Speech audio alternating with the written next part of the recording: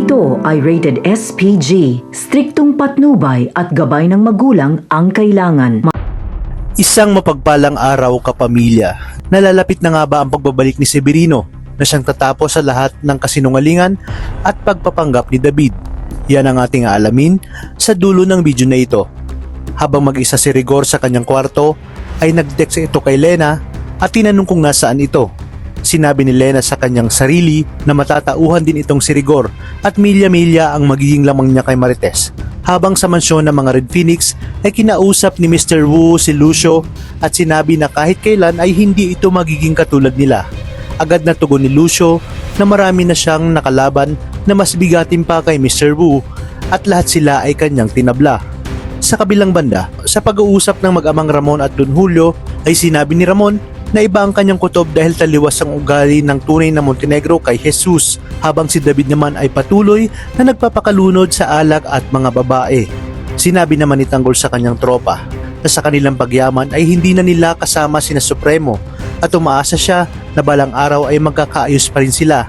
Iginiit niya na ang kalahari ng kanilang kikitain ay itutulong nila sa mga taga-Quiapo.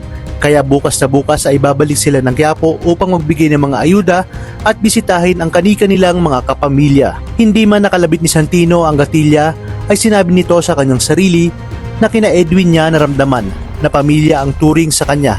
Kaya patutunayan niya umano na karapat-dapat siyang mapabilang sa grupo ni Lucio at sa kanyang pag-akyat sa kanilang bahay ay pinagmamasdan niya ang kanyang inang si Marites na natutulog at dito hindi niya mapigilang maiyak. Sa kabilang banda, matatapos na nga ang kayabangan ni David dahil isang malaking pasabog ang mangyayari kung saan magbabalik na ang kanang kamay ni Ramon na walang iba kundi si Severino. Walang ibang nakakaalam na matagal nang itinatago ni Ramon si Severino.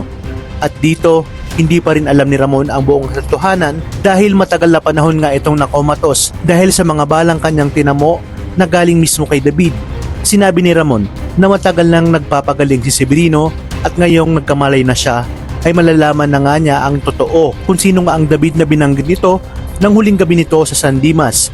Dito walang pakundangang inamin ni Severino na huwad ang kinikilala nitong anak dahil ang tunay na Tanggol ay nakakulong sa mga panahong yon at marahil ngayon ay nakalaya na.